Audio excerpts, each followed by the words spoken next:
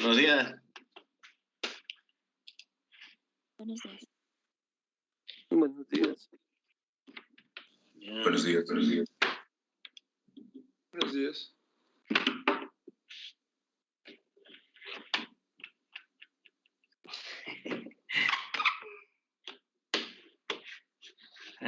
Pues vamos a empezar. Vamos a darle, que acá tengo un tengo un inquieto aquí que quiere estar en la clase, dice. Bueno.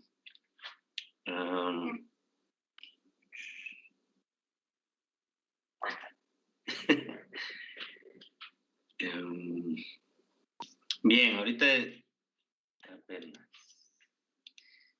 ya se está mostrando ahí la presentación.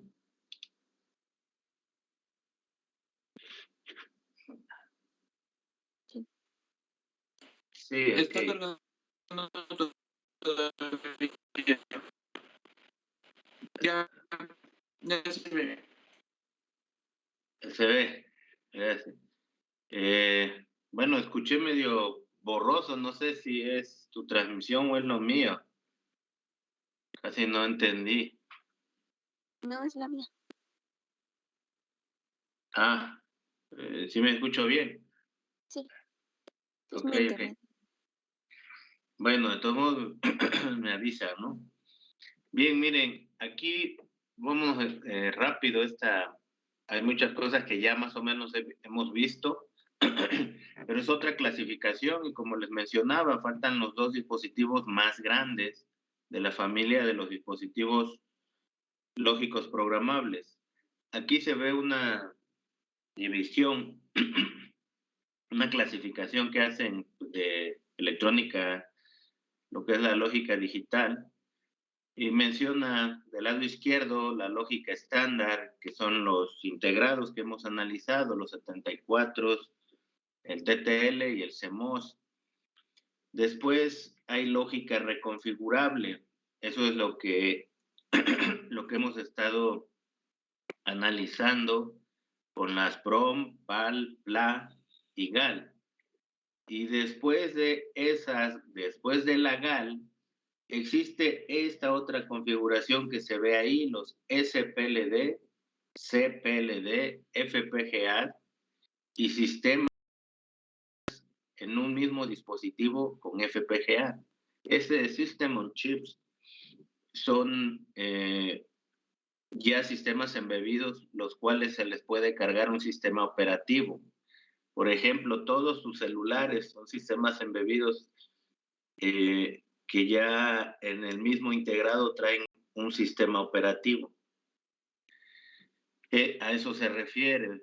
Como ya son tan grandes, pues puede caberles ya cierto tipo de software. Entonces nosotros, dentro de esta clasificación que se pone, estamos en la segunda columna. Tal vez esta cosa. Estamos en esta. Apenas los PLDs pequeños, los complejos, los arreglos programables en campo y sistemas en el mismo dispositivo de las FPGA. Posteriormente, al final todo esto, bueno, al menos el FPGA y las GAL hasta cierto punto son general. ¿A qué se refiere? Pues que puedo tener, ayer veíamos la GAL 22B10 y decíamos que tenía 22 entradas, 10 salidas, pero de acuerdo a las necesidades podíamos configurar más entradas que salidas y bueno, jugar con ellas. A eso que me permite aún así reconfigurar, pues se dice que es de manera general. ¿Por qué? Porque yo puedo implementar lo que yo quiera. Pero hay sistemas como este tercero, donde yo ya no voy a ser capaz de reconfigurar de manera interna la arquitectura. Por ejemplo, un microcontrolador, pues ya trae cierta cantidad de memoria, trae periféricos, pero si yo quiero un ADC más grande o que tenga mayor resolución, pues ya no lo puedo cambiar.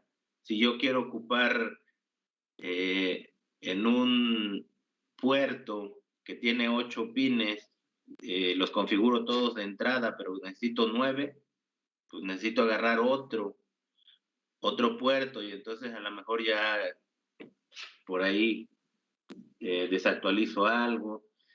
La memoria para guardar no la puedo configurar, hay cosas que ya no puedo mover. Aparte del microcontrolador, pues está el microprocesador. Es muy similar al micro, pero tiene prestaciones mucho más grandes.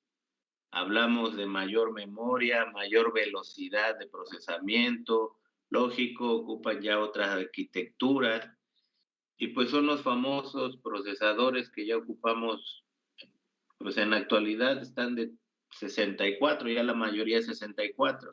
Se dice 32, 64, pero ya la mayoría es 64 bits. De los dos más grandes pues son AMD e Intel, pero a eso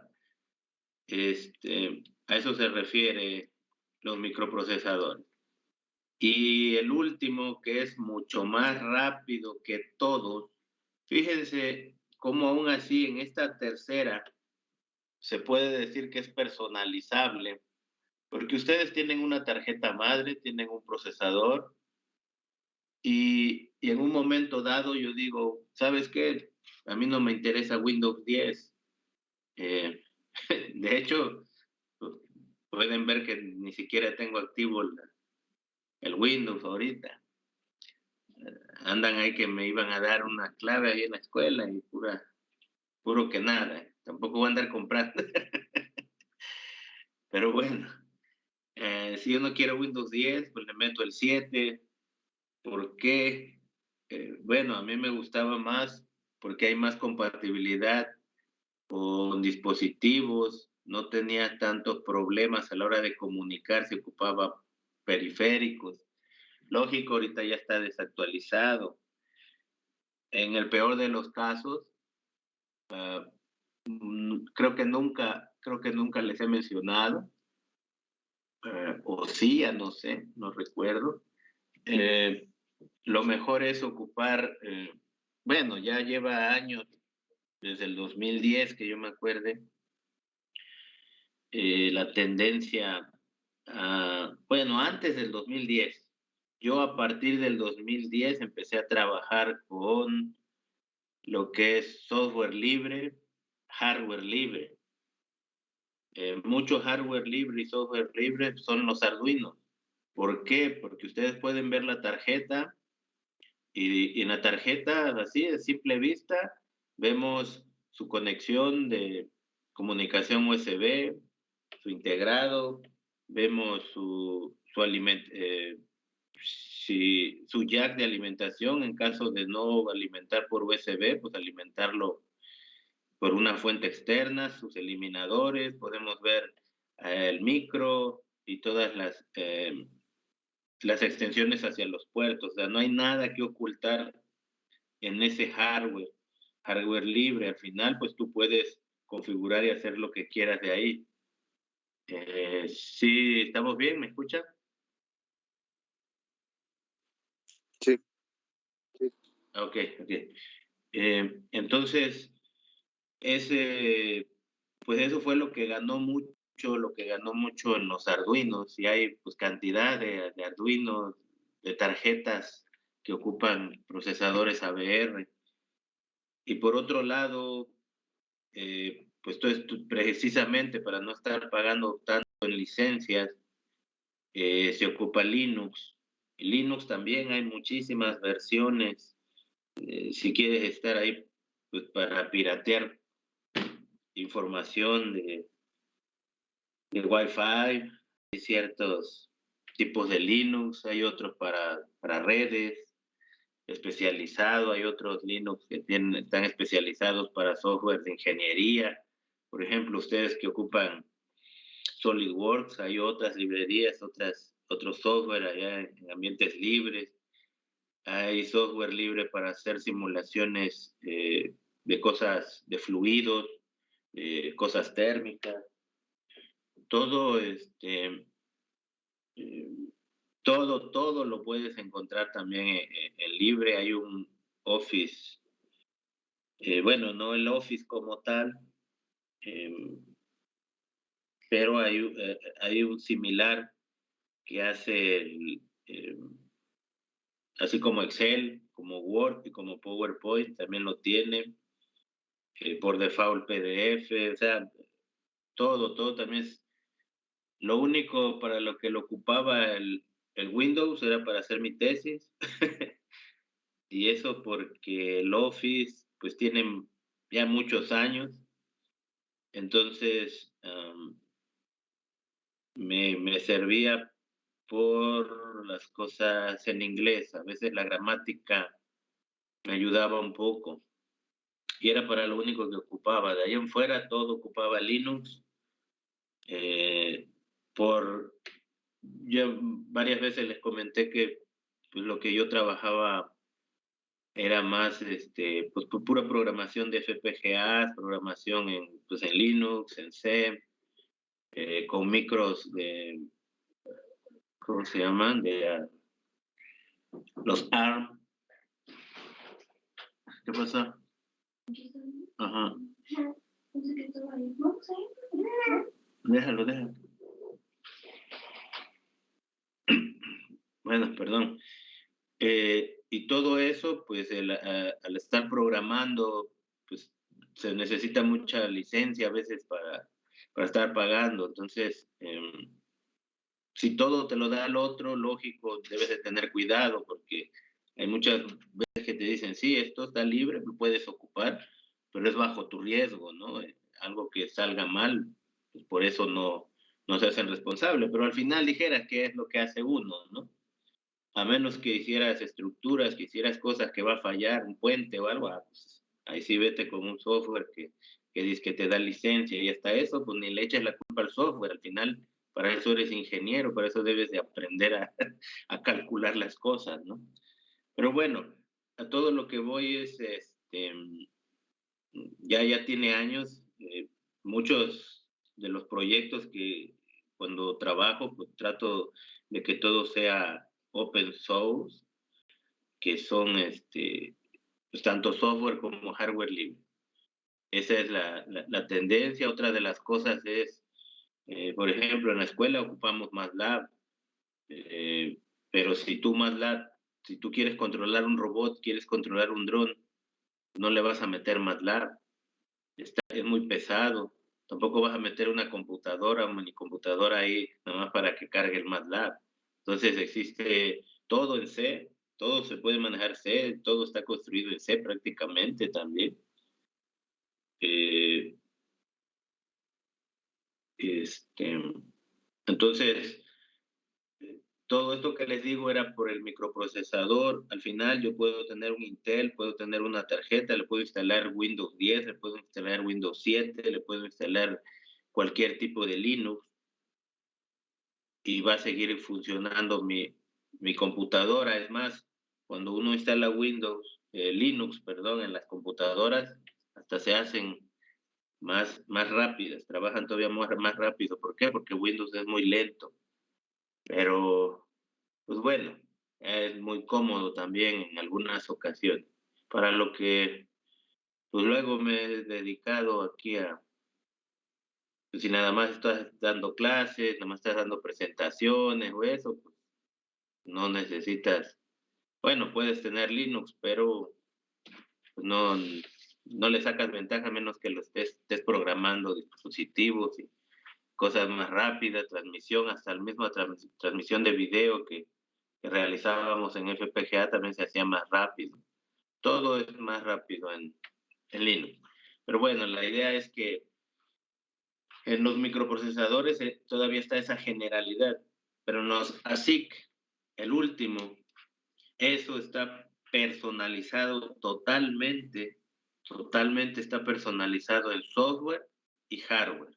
no le puedo instalar otro sistema operativo, no le puedo instalar otra función y no puedo cambiar la arquitectura que tenga. Y es casi como las memorias PROM. Yo tengo un diseño, lo grabo y una sola vez lo voy a poder grabar y ya no lo voy a poder volver a cambiar. Aquí, pues sí lo voy a cambiar, pero es caro. ¿Por qué? Porque se necesita hacer una mascarilla para, para este tipo de dispositivos. Entonces, si lo vemos de izquierda a derecha, poco a poco se manejan las compuertas normales, se maneja la lógica reconfigurable, llegamos a micros y microcontroladores y microprocesadores y a los así que son sistemas totalmente dedicados. ¿Hasta aquí alguna duda?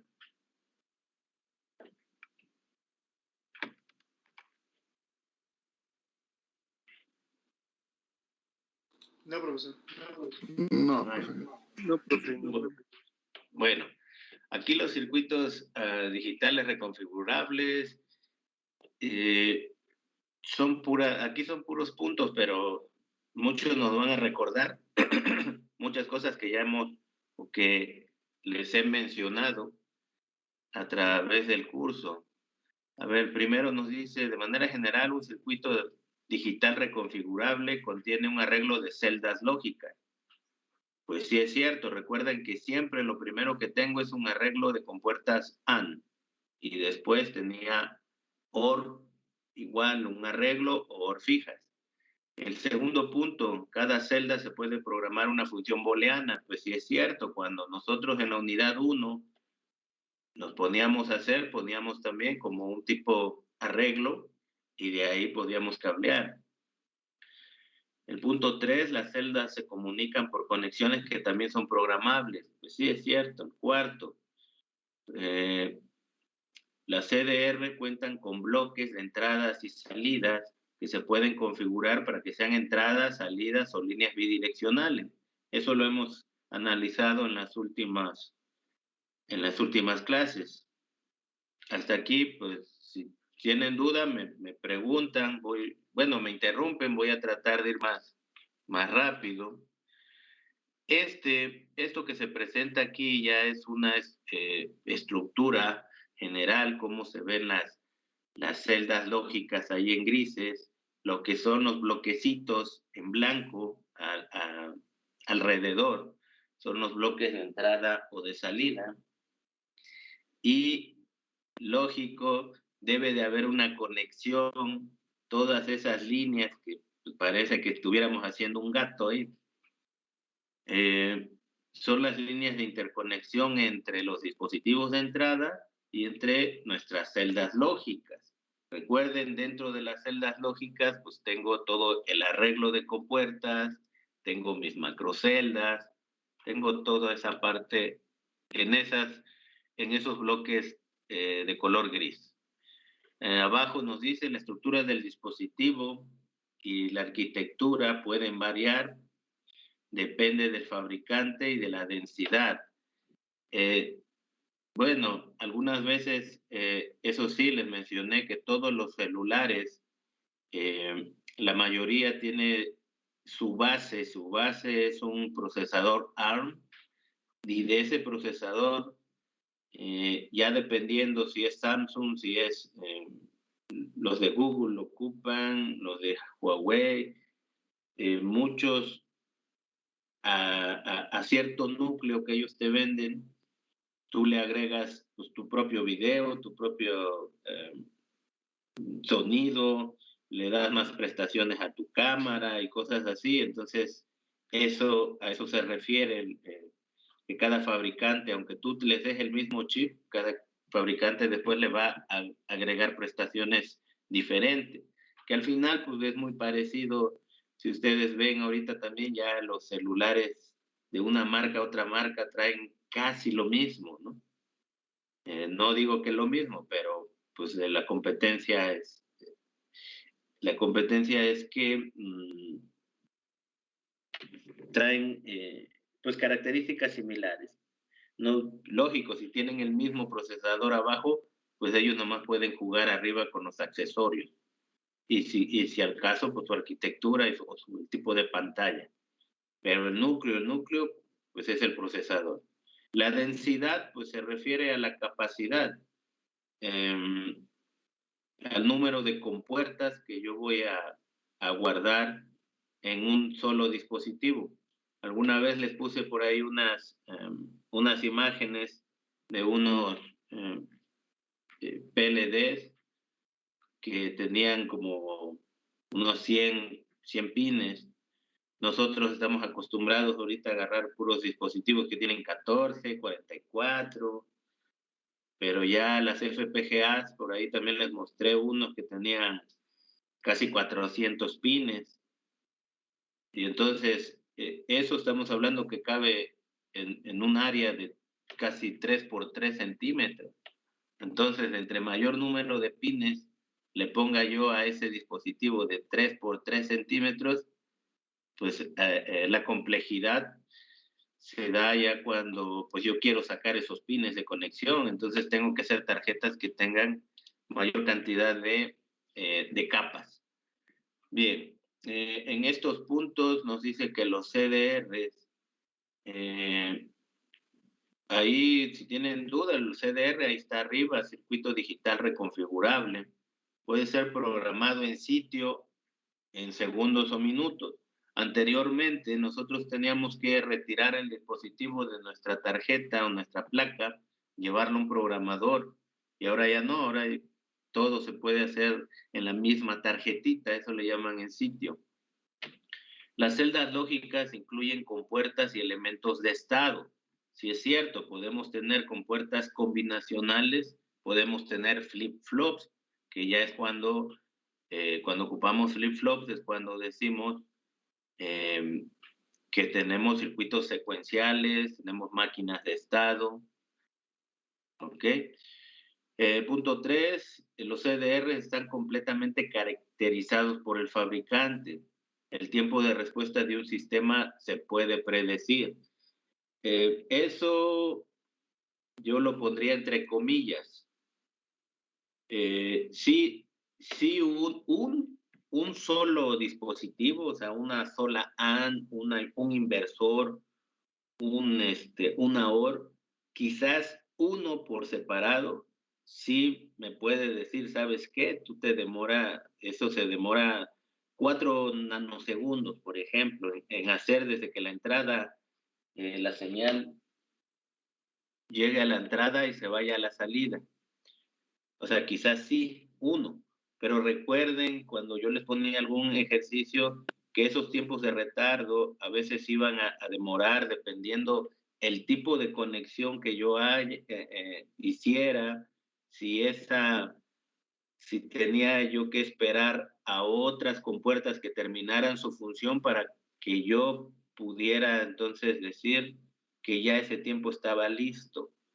No sé si recuerdan esa parte. Por eso, ese punto 3, a pesar de que sí, uno solo se puede caracterizar, pero ya al hacer un arreglo de varios, ya no es tan fácil, ya no es, tampoco digo que sea imposible, pero se complica un poquito más el decir, este sistema va a demorar tanto.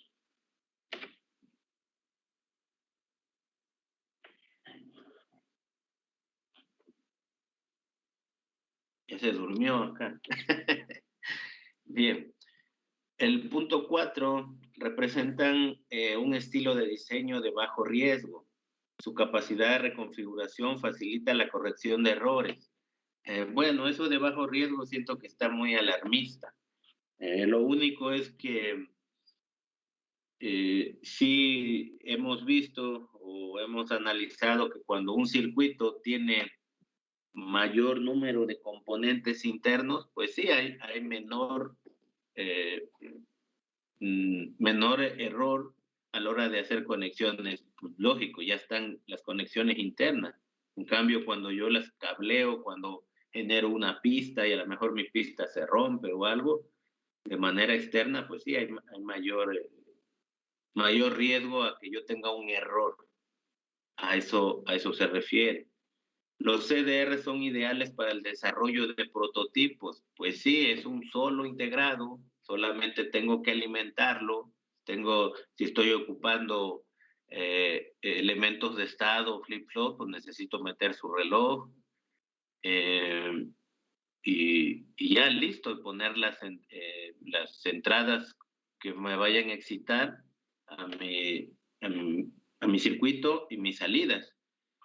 Y en muchas ocasiones también necesitamos poner por ahí circuitos de protección. Eso lo van a ver optoacopladores. Acá los CDR se desarrollan con procesos nanométricos. Pues sí, ahorita cada vez la tendencia es hacer dispositivos que en el mismo espacio, cada 6 meses se dice que se está duplicando el tamaño de los semiconductores. Entonces, pues ahorita ya se tienen en espacios tan pequeños, pues, millones, ¿no? Millones de transistores que caben en áreas muy pequeñas. Aquí nos da un ejemplo de un FPGA Stratix 10 de Altera. Imagínense, no, ni sé cuántos millones o billones son ahí. 17,000 más bien sería 17,000 millones de transistores caben en un espacio de 56 centímetros, pero yo me imagino que serán centímetros cuadrados porque 56 centímetros está muy grandote. Ok. Y eso lo hicieron en el 2017. El punto 2, bueno, la idea es que ahorita, por eso también alguna vez les mencioné que ya son tan grandes, o sea, tienen millones de transistores que se pueden simular dentro de ellos.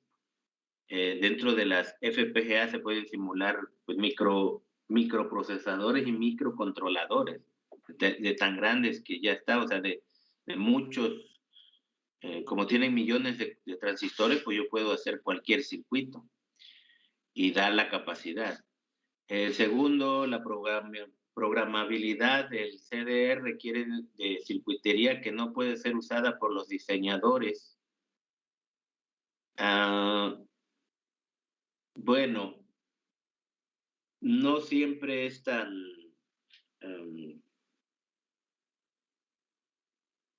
necesitamos al final, pues como todo, tener nociones de cómo utilizar las cosas para poder programarlo. Este punto también yo lo siento muy, muy alarmista, o sea, como de decir que yo no lo voy a, que no es tan fácil programar.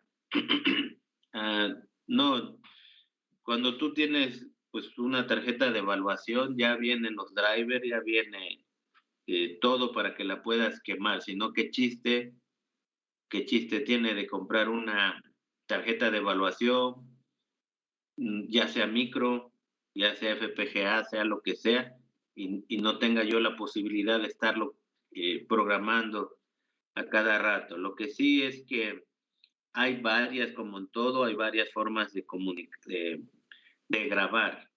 Quizás a eso se refiera, pero de que se requiera algo muy especializado, pues no, ahí sí no estoy de acuerdo.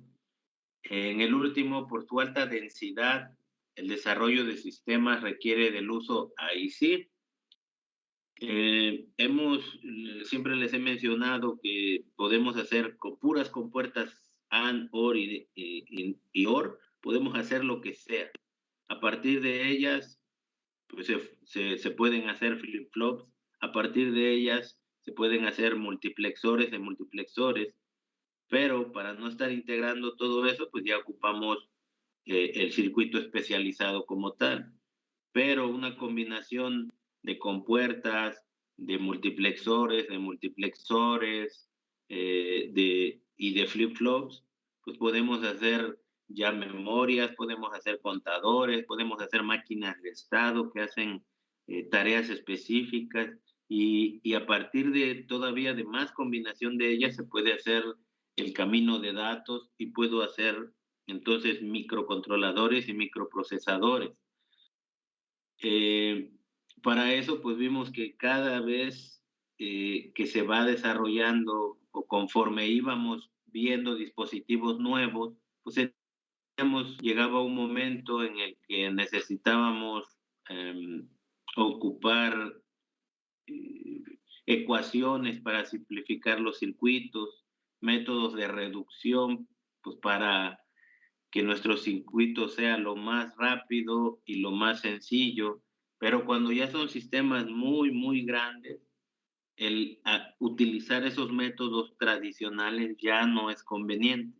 Entonces, cuando ya empezamos a ocupar dispositivos con mayor, como dice aquí, alta densidad, con mayor número a eso se refiere, recuerden, alta densidad se refiere al número de compuertas, al número de transistores. Bueno, en general lo manejan como transistores, al número de transistores que se encuentra dentro del dispositivo. Entonces, conforme yo voy ocupando dispositivos que manejan mayor número, pues más es el grado de complejidad y para eso lo ideal es ocupar lenguajes de descripción de Hadoop. ¿Vamos bien hasta aquí?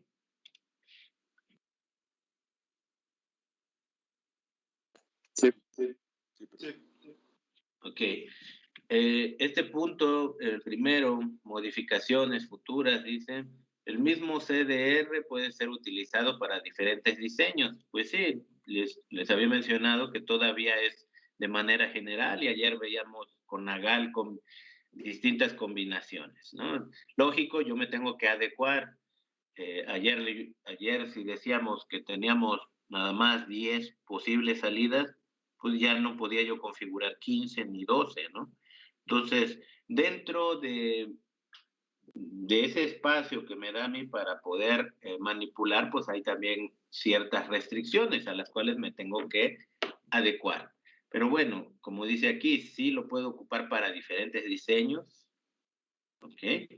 En contraste con circuitos de aplicación, bueno, específica, cuya funcionalidad no puede ser cambiada. Al menos las GAL, FPGA, todo eso sí. Un diseño basado en un CDR se puede modificar al reprogramar el dispositivo. La reprogramación puede tomar segundos o minutos, ya sea en línea o fuera de línea. Bueno, esto no nada más se refiere a estos tipos de sistemas. Bueno, como dice aquí, el diseño se puede modificar al reprogramar, pues sí, porque yo puedo tener una función programada y digo, no, ya no quiero esto, o la voy a mejorar agregándole estas líneas de código, a lo mejor le doy más seguridad, algún límite que se me escapaba y digo, no, si estás fuera de este límite, quiero que hagas esto, ¿no? Algo en particular, entonces a eso cuando se hace en control se le dice que se le da mayor robustez al controlador. ¿Por qué? Porque en todo momento que cae en una condición que uno no, algo inesperado, entonces él va a saber qué hacer. Si cae algo tan inesperado, dice, sí, no importa, pero es como nosotros, de repente nos dicen, ¿sabes qué? Vas a ir a hacer una actividad que pues, nunca has hecho en tu vida. Y dices, pues, ¿cómo le hago? Pues vas a ir y vas a tratar de buscar personal que haya hecho eso y con eso te vas a empezar a retroalimentar, pero ya tienes una idea de qué hacer, no de cómo hacerla, pero sí una idea de qué hacer. Entonces, igual aquí, muchas veces en las máquinas de estado, nosotros hacíamos una secuencia, pero también les mencioné, si cae en un estado que aparentemente nunca va a caer, pero si llega a caer, ¿qué va a hacer tu máquina? Pues no vas a ver. Entonces, de todo el universo de combinaciones, nosotros teníamos que especificar siempre una a la cual él llegara y ya de ahí iba a ser algo. Igual aquí, al reprogramar, pues sí, cambiamos totalmente, podemos mejorar, podemos darle robustez al mismo código y pues dependiendo si es un sistema pequeño o un sistema grande, pues va a demorar eso de minutos, pues a menos que sí ya sea algo muy pesado. Lo que es en línea o fuera de línea, eso hasta se maneja en los robots. Muchas veces nosotros podemos, cuando se está en la línea de producción, pues no es bueno parar la línea de producción y ir y estar ahí haciendo cambios en el robot y haciendo planeación de trayectorias y que si vas a tomar aquí la pieza y aquí el tope y aquí el otro. Es tiempo perdido esas modificaciones en línea. Para eso, pues ya la idea es que muchas técnicas, muchas cosas se hacen fuera de línea, se trabajan cosas, hay software para hacer simulación. Ahorita yo estoy trabajando con superficies, hacer reconstrucción de superficies por nubes de puntos. Esas las puedes generar ya sea con archivos CAD o con escáneres, pero al final en un escáner, dependiendo la luz, dependiendo la inclinación, la distancia a la que estás tomando, nunca queda el mismo. Así una pieza la escanees 2, 3, 4, 10 veces, nunca te queda los mismos puntos igualitos. Quizás en un modelo CAD, quizás sí. ¿Por qué? Porque ya pues, no va a cambiar tu diseño, tu dibujo, las dimensiones que tú le diste. Va a cambiar si yo le digo, oye, es muy pesado el archivo que me diste, bájale el número de puntos. Ah, pues a lo mejor ahí sí ya no va a coincidir el archivo 1 con el 2. No, pues ¿sabes qué? Todavía sigue muy pesado, dame menos número de puntos. Ah, bueno, es lógico que ahí va a estar cambiando. Pero bueno, la idea es que a partir de esa nube de puntos que tú generas, pues puedes hacer planeación de trayectorias con robots. Y si esas piezas, no, por lo regular nunca ocupamos piezas curvas, líneas, siempre ocupamos piezas que tienen huecos, que tienen pues curvas, tienen líneas, son curvas cóncavas o convexas, y sobre ella tenemos que hacer cierta planeación de trayectoria, ya sea para soldar, ya sea para pintar, para pulir. Queremos, lógico, el pintado y en pulido y hasta en soldado para no hacer cacahuatazos, dijeran. Para que más o menos se vea de uniforme, pues debe de haber una distancia uniforme. En eso estoy trabajando últimamente, en ese tipo de programación, y todo eso se hace fuera de línea. ¿Por qué? Porque ya cuando de repente una línea dice, oye, ¿sabes qué? Ya voy a dejar de hacer este producto, cámbialo por el otro. Entonces, como yo ya tengo, o sea, si tú ya tienes ese archivo, ya viste que funciona y todo, pues ya nada más lo descargas y te ahorras todo el tiempo que va a estar ahí perdido en línea en lugar de estar programando. Además, es muy difícil para el trabajador. Vamos a suponer que tú tienes una pieza de 40 centímetros y no está muy grande, pero les digo, es una pieza que, no sé, una cajuela, pero una cajuela vista han visto las tapas perdón, en lugar de una cajuela, la tapa, el cofre de los carros.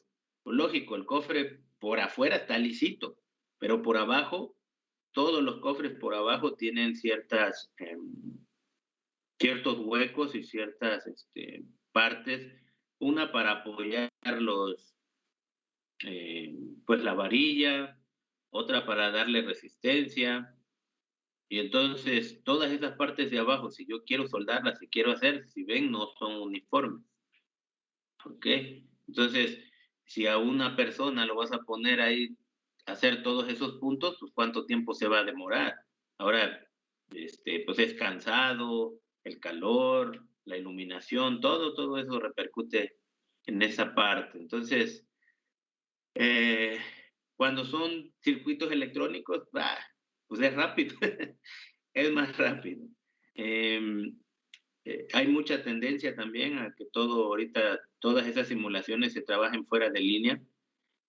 No es bueno, o sea, en línea pues sí se puede hacer, no es bueno porque si en ese momento tú estás haciendo un proceso, pues lo vas a dejar inconcluso. Debes de debes de acabar lo que dijeran, acaba lo que estás haciendo y entonces sí, date tu tiempo para programar, o sea, aunque estés en línea, muchas cosas, muchos software, nosotros los bajamos desde internet y estamos conectados, ¿no? A eso se refiere igual en línea. Hay muchas veces que no necesito estar ahí en sitio, ya de manera remota yo puedo descargar y controlar mi, mi tarjeta. ¿Ok? ¿Hasta aquí vamos bien? Sí, profe. Sí, profe. Ok. El último, no representa un riesgo mantener un volumen alto de CDR en inventario.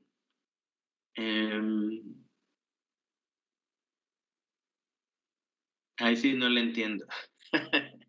No representa un riesgo mantener un volumen alto. No sé si se refiere a que lo tengas ahí almacenado, o sea, que lo compres y no lo uses. No le entiendo mucho a ese punto, ¿no? Son de las pequeñas cosas malas de no hacer tus apuntes. Bien. Lógica reconfigurable contra lógica discreta. ¿Qué diferencias hay entre la lógica discreta, la combinacional? Pues en lo primero nosotros hacíamos nuestra tabla de verdad, aquí pues, también lo podemos hacer. Ocupábamos en la lógica discreta pues, mapas de Carnot, pues, de McCloskey, veíamos ecuaciones, reducción por ecuaciones, y del otro lado ya no vamos a ocupar nada de eso, vamos a ocupar simplemente una sola tabla mediante de HDL y no nos vamos a tener que preocupar nosotros por hacer la reducción. El mismo software se va a encargar. Entonces, esa es una ventaja cuando ocupamos ya este tipo de circuitos. El punto 3, pues la idea es pues siempre llegar, siempre dijimos eso, vamos a implementar algo, pues hacer el diseño lo más simplificado posible. En el lado derecho, eso lo hace pues la misma herramienta, el mismo software ya realiza esa síntesis o esa implementación. Entonces el mismo software ya trae código para hacer esas reducciones, algo similar a lo que vimos en McCloskey. Recuerdan que ese es un método que se hacían muchas tablas, pero que la ventaja de él era que se podía en una computadora instalar. Y el de Carnot es un poco más difícil hacer ese software. El punto 4 del lado izquierdo, cableado del circuito, y del lado derecho, yo ya me evito esos errores de estar programando o de estar cableando. Del otro lado ya todo está dentro del dispositivo. Y al final, pues en ambos tengo que realizar pruebas para ver que la función que estoy implementando, pues en realidad hace lo que yo quiero. ¿Se entienden las diferencias? Lo principal es que a partir de una tabla de verdad, con lógica discreta, yo tengo que ocupar un método de simplificación. Y de lógica reconfigurable, yo ya no tengo que hacer nada. Meter mi tabla de verdad y él calcula todo. Lo que sí tengo que hacer al final, pues son las pruebas. ¿Sí queda claro esta parte? En la diapositiva 9 vemos similitudes. Ambas tecnologías representan un bajo riesgo en inventario. Bueno, yo pienso que esto, bajo riesgo de inventario, pues sí, al final tener una AND, una OR, tener un FPGA, pues sí, algún día, lógico, tampoco voy a comprar cosas que nunca voy a utilizar. Si yo me dedico a estar haciendo tarjetas, me dedico a estar haciendo pues, este tipo de sistemas, pues algún día sé que las voy a utilizar. Entonces, a eso es lo que yo pienso que se refiere a esta parte. Nunca va a estar por demás tener unas resistencias, tener unos capacitores, tener mi cautín. ¿Por qué? Porque no son electrónicos como tal, pero pues algún día van a necesitar hacer alguna tarjeta, alguna implementación. No son mecánicos como tal, pero están viendo cosas de resistencias de materiales. Algún día van a tener que hacer una estructura para soportar algo y controlarla. ¿Sí? Entonces, no son como tal. Recuerden que al final robótica está hecha de varias áreas de la ingeniería. que bueno, ya más adelante ustedes ya verán en qué se especializan, si más en mecánica, si más en programación, en control, ya ustedes lo que les dicte el corazón, dijera. Bien, ventajas de las CDRs, pues la velocidad es más rápida, la densidad, sí, hay mayor número de transistores en el mismo dispositivo, eso también. Punto 2, se facilita el desarrollo de prototipos, pues al final es pura programación. Ya no necesito, no voy a tener problemas de cableado. Las correcciones y modificaciones, pues son más simples, pues sí, igual, es puro código. Si yo digo, ¿sabes qué? Si el rango de valores está entre 3 y 4, haz esto. No, pues ¿sabes qué? Ahora ya vi que nunca llego a 3, de 3, 5 a 4, 5, o de 2, o sea, puedo cambiar rápido muchas cosas. Si tengo un controlador, por ahí vamos a ver, un contador de 1 bit, vamos a ver que rápidamente lo podemos hacer de 4 bits, o de 8, o de 16, y no necesitamos estar haciendo tanto cableado. Ahí vamos a ver ese ejemplo cuando empecemos a programar. ¿Existen herramientas de simulación e implementación? Sí, sí es cierto. Ya les dije y no me han dicho, yo pienso que todos ya debieron haber instalado, ¿no? Porque nadie me ha dicho que haya tenido problemas, tanto el simulador como el programador. ¿Qué desventajas habría? Recuerden que siempre les he mencionado, así como hay ventajas, pues hay desventajas. Algunos CDR no son convenientes para sistemas de baja complejidad. Bueno, el único detalle es eso, o sea, que si ya sabemos que todo es como comprar un Torton, eso que le llaman Torton, ¿no? Pues ya sabemos que son de carga. Pues si son de carga y lo compré precisamente para eso, pues no lo voy a ocupar después para andarme paseando, ¿verdad? Si quiero un carro pequeño, pues va a ser para, pues no sé, a lo mejor para viajar, a lo mejor para estar nada más aquí de mi casa en la ciudad, ¿no? Digo, no, pues quiero una camioneta porque quiero viajar y quiero sentirme más cómodo. Bueno, digamos, hay autos para lo que tú quieres, ¿no? Bueno, no para lo que quieras, a veces no tenemos dinero para todo eso, pero a veces ocupamos un solo carro para todo. Pero a lo que voy es que, pues a uno que ocupo uno pequeño para la ciudad, una camioneta, pues a lo mejor para andar viajando, y le quiero meter carga, pues necesito una camioneta de carga, ¿no? Entonces, todos los CDRs, pues ya sabemos que son, lo ideal es, si ya son grandes, si ya son, recuerden que esta diapositiva ya pertenece a los CPLDs o SPLDs y FPGA, son los dispositivos más grandes. Como dice ahí, pues sí, si ya están grandes, sí los podría yo ocupar para hacer sistemas más pequeños, pero quedaría muy sobrado. A eso se refiere ese punto. ¿El precio es más alto? Pues sí. Cada que tú compres un dispositivo que tiene mayor memoria, mayor número de integrales, es más, hasta en su celular, ¿no? Viene un modelo y les dice, no, pues este tiene 4 gigas y 64 en RAM. Y viene un precio. Y dice, no, pero este tiene, en lugar de 4, trae 6. y en lugar de 64 trae 128. Ah, pues lógico, o sea, todo lo demás trae lo mismo, pero nomás por esa parte de la memoria RAM y por la de almacenamiento, pues ya me cuesta un poquito más. Pero pues eso es lógico, ¿no?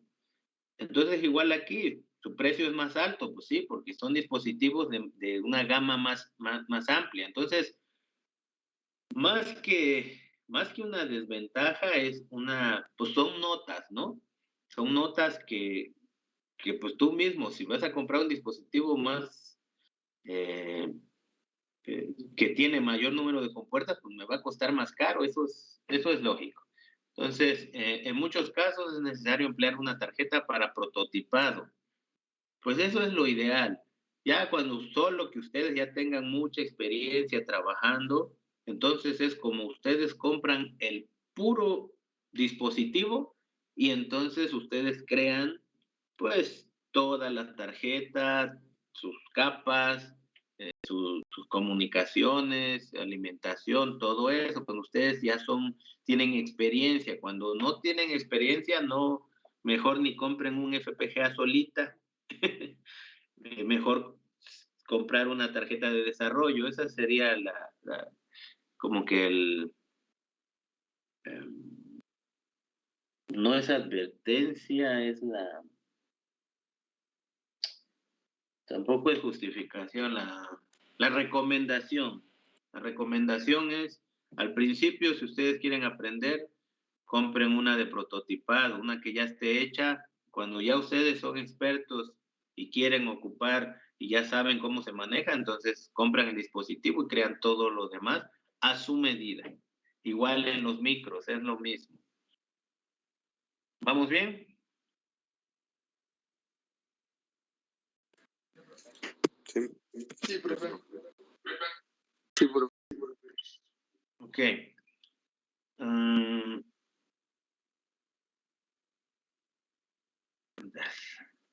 Vale, aquí. Circuito digital reconfigurable y procesadores. ¿Qué diferencia hay? En el lado izquierdo tenemos bloques e interconexiones configurables, sí, acuérdense, todas esas bloques son los arreglos de matrices AND. Con eso, pues es posible diseñar algo a mi medida. Yo puedo hacer las conexiones que yo requiera. Del lado derecho, un procesador, pues si él dice, yo tengo 2 o 4 puertos, pues ya él ya viene configurado que son 4 puertos. No puedo decirle, ¿sabes qué? Mira, nada más quiero 3 puertos y los otros pines que me sobran los voy a ocupar por otra cosa. Ahí sí ya no puedo. En los microcontroladores y procesadores, como dice aquí, ya viene definida, ya no puedo yo configurar. Del lado izquierdo nos dice el programa define al hardware. Sí, el programa que se está creando. Lo que yo programe es lo que va a realizar el programa. Del lado derecho, el programa determina el comportamiento. Como yo ya tengo ciertos puertos, ciertos bancos de memorias, bancos de registros, pues yo me tengo que adecuar a lo que tengo, a la arquitectura. Y entonces cuando yo programo, yo tengo que programar, pero tomando en cuenta ese hardware que está ahí. Por eso me dice, en el caso de los microprocesadores o microcontroladores, el programa, sí, yo voy a hacer un programa, pero que se va a basar en el hardware. Por eso me dice que se va a determinar el comportamiento del hardware, porque tiene que estar personalizado, si no, pues no va a funcionar. Digamos que en ese aspecto es como cuando dicen, es muy cuadrado, o sea, yo ya no voy a mover eso. Sí me permite trabajar algunas cosas, sí, perfecto, pero yo no las voy a cambiar. Del lado izquierdo me dice, en un sistema, los diferentes módulos pueden operar en forma concurrente. ¿Qué quiere decir? Pues que puede llegar un dato para, bueno, yo estoy esperando un dato y a partir de ese dato, todos nosotros, suponiendo somos un dispositivo, y a partir de ese dato que nos dan, pues cada quien va a hacer algo, ¿no? Una tarea específica de ese dato. Y del lado derecho, recuerden que todos los programas se hacen de manera secuencial. Aunque exista una concurrencia, como dice aquí, su atención del CPU será secuencial. Bueno, ese mismo punto, o sea, haciendo la diferencia, del lado izquierdo yo puedo hacer cosas en paralelo.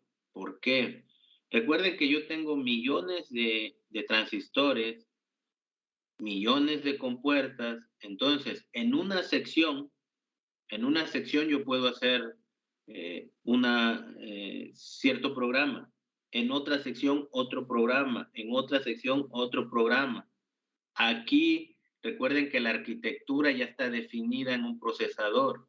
No tengo varias secciones distintas, o sea, no tengo varios procesadores, varios CPUs, tengo uno solo. El programa siempre va a ir, se va a ejecutar en el CPU, quizás haga uso de la ALU, de la memoria, del banco de registros, de algún periférico, y ahí se va a estar ejecutando el programa, pero siempre de manera secuencial.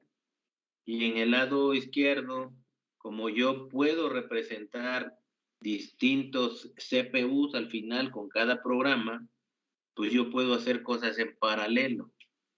Ese es el punto importante dentro de la lógica reconfigurable.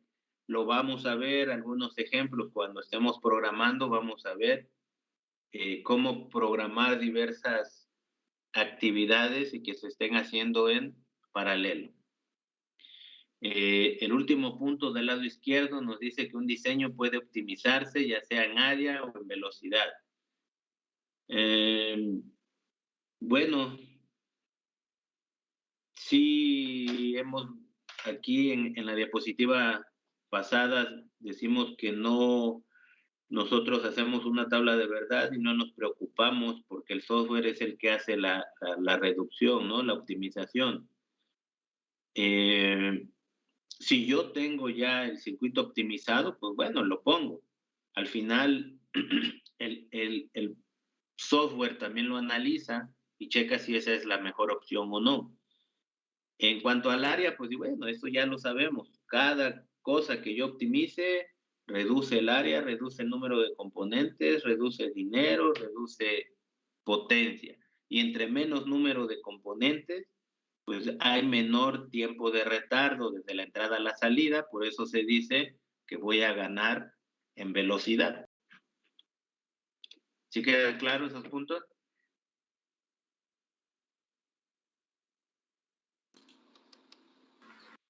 Sí, profe. Sí, profe. Bien. Les digo que esto es un mundo también, ¿eh? No crean que lo aprendí yo de la noche a la mañana, ni con un curso que lo diera el maestro Blas. Son varios. ¿Qué pasó?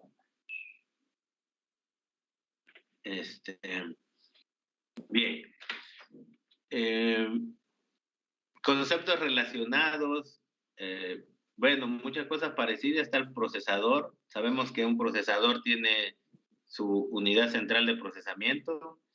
Esa unidad se encarga de administrar los recursos de ejecución de un programa y al final, pues un programa es un conjunto ordenado de instrucciones. Después viene el microprocesador. Básicamente, como dice aquí, básicamente es un CPU. Lo único que a ese CPU se le ponen, él va a ser el encargado de administrar los recursos y se le ponen periféricos. A esto, pues bueno, aquí dice que se ocupan para computadoras, videojuegos, pues sí, pero no nada más para eso sirven los microprocesadores, ¿no? El microcontrolador, pues es un circuito integrado que tiene CPU, que tiene memorias, tiene puertos, tiene temporizadores, cosas seriales, todo en un mismo integrado. Y otro que, bueno, no creo que lo vean por las materias y por el perfil que ustedes llevan, es el procesador digital de señales. Esto, digamos que es un microcontrolador. ¿Qué pasó? Tranquilo. Es un microcontrolador, pero con mejores prestaciones que un microcontrolador normal. Tiene operaciones dedicadas para hacer operaciones MAC, que son de multiplicación, acumulación, de multiplicación y acumulación. Esas operaciones matemáticas ya se hacen en hardware. Siempre todo lo que se haga en hardware es mucho más rápido que hacerlo en software. Eso también ténganlo en cuenta. Y como el hardware es más especializado, pues son un poquito más caros, pero pues se ocupan mucho precisamente para los coprocesadores matemáticos, para videos, para audio, todo lo que es audio y sonido y video, ahí se ocupan. ¿Por qué? Porque van a haber cosas de convolución, procesamiento pues, de las señales de Fourier, mariposas inversas, filtros digitales. Está interesante eso, pero pues tiene su chiste. Su parte matemática no es sencilla tampoco. Y luego el hardware. Todo tiene su chiste al final. Pero bueno, entonces están nosotros dentro de estos dispositivos, entonces podemos ver microcontroladores, microprocesadores, procesadores y los DSPs, que son procesadores digitales de señales. Todos actúan de manera similar, pero todos esos 4 tienen en común que trabajan de manera secuencial. Ninguno trabaja de manera paralela como el FPGA. Y ahí es la ventaja principal del FPGA contra todos estos. ¿Qué usar? Un CDR. Ahí está, miren, viene. Bueno, esto no, también el hecho de decir si el otro tiene ventajas no quiere decir que ya por eso siempre voy a ocupar pura FPGA. ¿Qué usar? Un dispositivo reconfigurable, un microprocesador o un DSP. El tiempo de aprendizaje para el desarrollo de aplicaciones de mediana y alta complejidad es mucho más corto que un micro o un DSP. Perdón. Vamos a ver por qué dice que el tiempo de aprendizaje es más pequeño en FPGA, porque ahorita pues ya venimos encarrerados sobre la materia, entonces ya tenemos mucha noción de las compuertas, de las máquinas de estado. Entonces si ahorita, por eso se deja esto para las últimas unidades, pues ya traen noción de todo eso, pues lógico, van a ver cómo a la hora que empecemos a hacer los programas, pues enseguida, en un día vamos a hacer 2, 3. ¿Por qué? Porque traemos la noción. En cambio, lo que les decía ahorita del DSP, que les diga, a ver, hagan un filtro digital. Primero me van a decir qué es un filtro, y qué es un filtro pasabajas, pasaaltas, cómo funciona, cómo se hace su ecuación. Entonces, todo eso, pues sí, les va a costar más. Pero igual, si nosotros estuviéramos una materia dedicada donde digamos, esta es mi materia de procesamiento digital de señales, pues en ese momento, si ya vimos toda esa teoría y al final vemos la programación, pues se nos va a hacer más fácil en ese momento, que si yo no hubiera visto nada de digitales. ¿Ok? Sí queda claro. O sea, al final es relativo. Al final es relativo. Cuando ustedes también ya traen si ustedes ya traen nociones de programación en C, en MATLAB, y han programado micros, pues van a ver que igual, cuando ya ustedes ocupan un PLC dice, pues es parecido, esto es parecido. Entonces el tiempo siempre de aprendizaje, conforme ustedes van agarrando más experiencia en otras cosas, siempre va a ser menor. ¿Ok? El punto 2, las tareas que se realizan con un MCU o DCP también se pueden realizar con un CDR, si es cierto. Pero el CDR primero debe establecerse el hardware y posteriormente definir su comportamiento. Bueno, sí, pero eso ya es más personalizado, ya es más avanzado.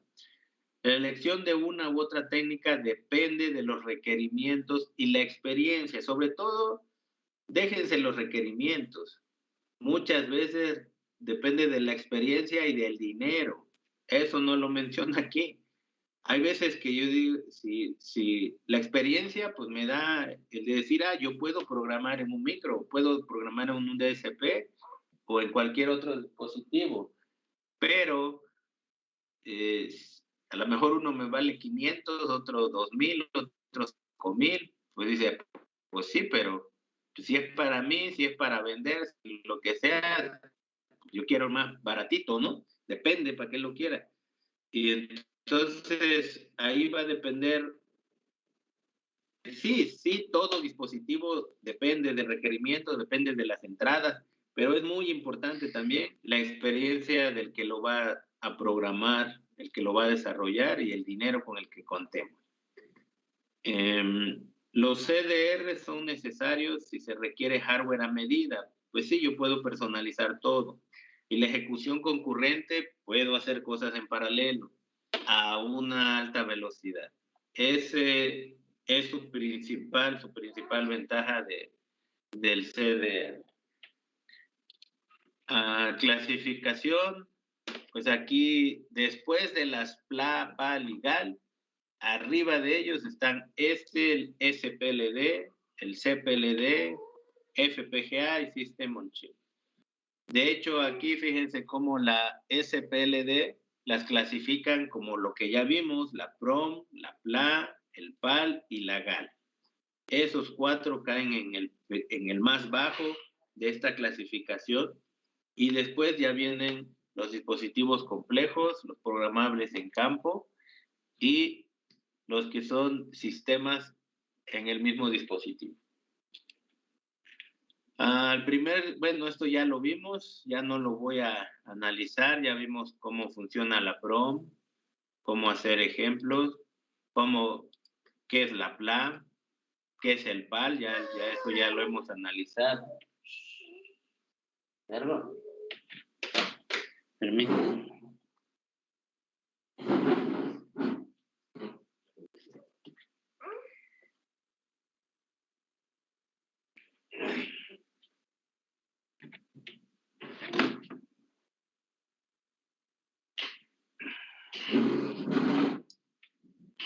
Hombre, tengo audiencia, perdón acá. Bien, entonces estos pues ya no ustedes ya con calma si los quieren ver, pues es lo mismo, ya le dedicamos pues tiempo suficiente, ya los vimos bien. No hay pues mucho que estar viendo de esta parte. Aquí nada más GAL comerciales que existen, pues 16B8, 22B10, que era la que analizábamos, y un poquito más grande, pues una 26B12. Fíjense cómo esa 26B12 aparecen dos relojes. ¿Ustedes qué piensan de esos 2 relojes? ¿Que si es necesario 1, 2, o por qué habría 2 y no 1?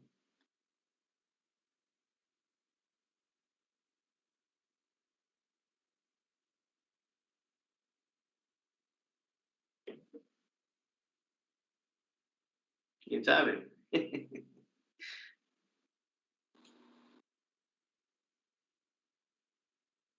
Bueno, ¿me escuchan? Sí. Recuerden ayer que veíamos los relojes, por lo regular se conectaban a todos los flip-flops que hubiera. Y también cuando había una entrada de habilitación de los buffers, también se conectaban a todos los buffers. O sea, todo el bloque se iba. Entonces aquí, a diferencia de que se ve del 26 al 22, es que yo puedo tener dos bloques distintos. Como quien dice, yo puedo tener una máquina de estado que trabaje con el reloj 1 y una máquina de estado 2 que trabaje con el reloj 2. Y en el GAL 22B10 nada más puedo tener una sola máquina de estado. ¿Sí? Eso es lo que se podría ver como ventaja. Eso es lo que ya a simple vista uno enseguida ve y dices, mira, yo puedo hacer esto. Por ejemplo, lo del PIN 16, bueno, desde el 15 hasta el 27, excepto el 21, pues nos dice que son entradas, se pueden configurar como entradas, como salidas o como Q. ¿Qué serían las Q?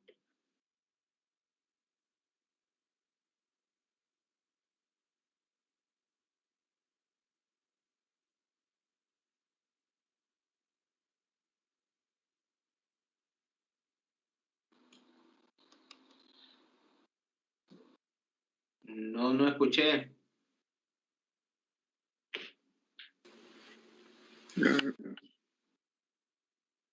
La Q son de los flip-flops.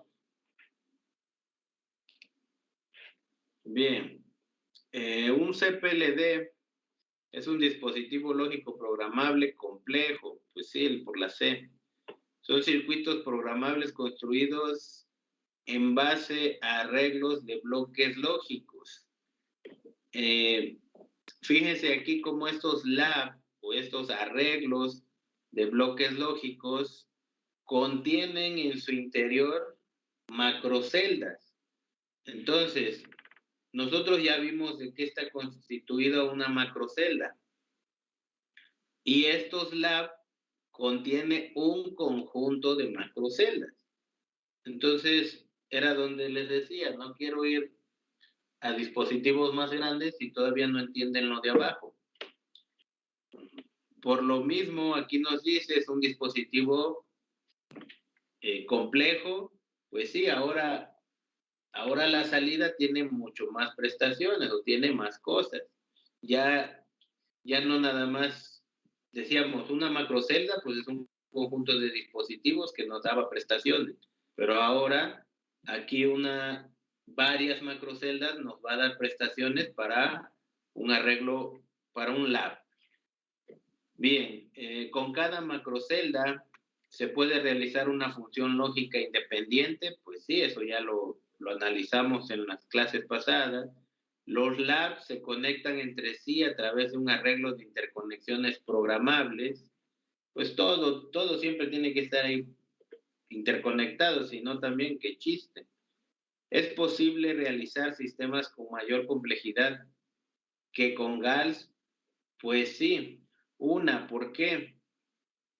Porque los CPLDs ya tienen mayor número de compuertas.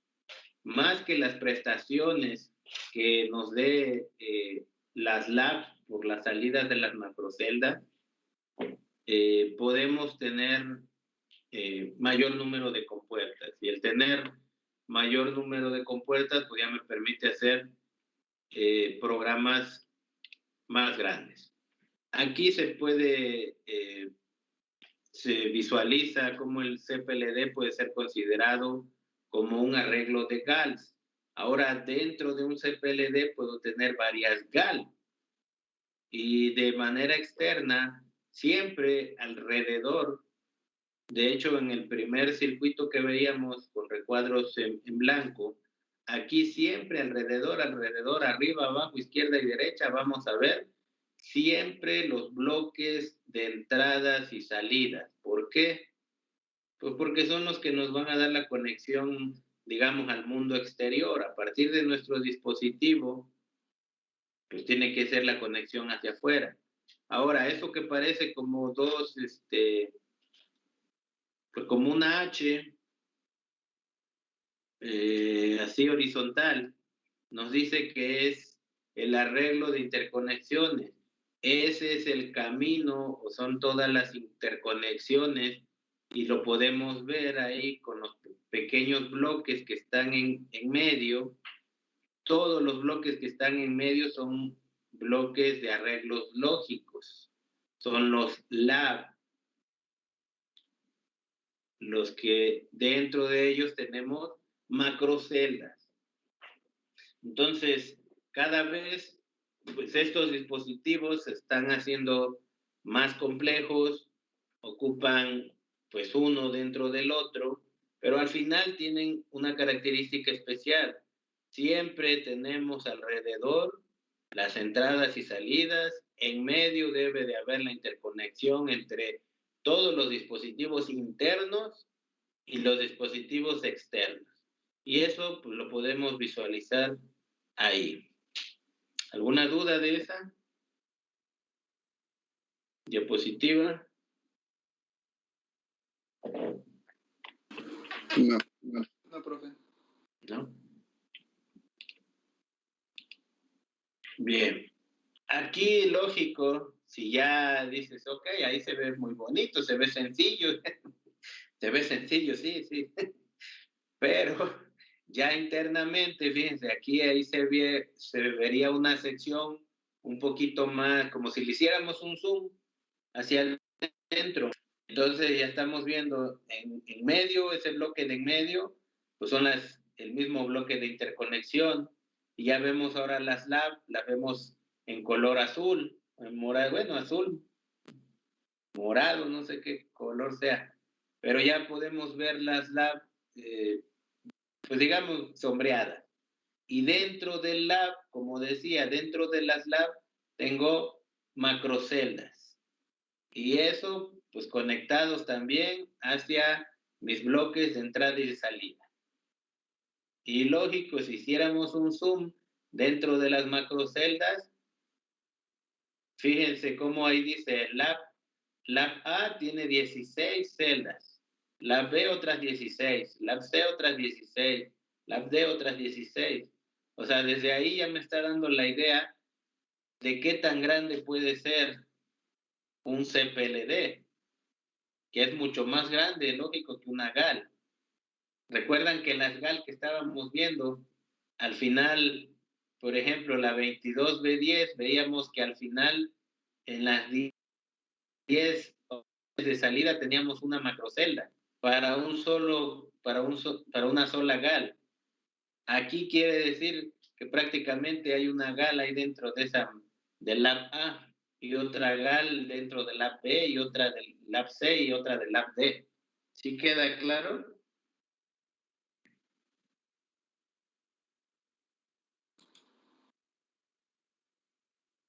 Bueno,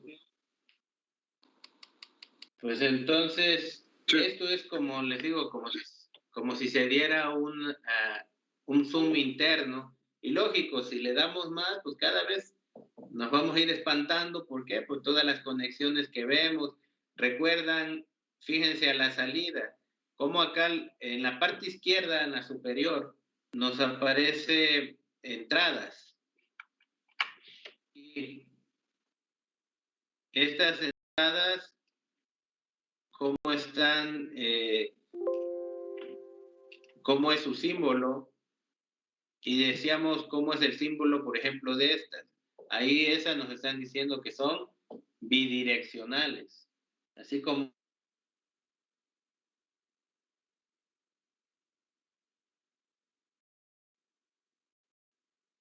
no eran las precisas. Por favor, traten de tener listo pues todo. Ya,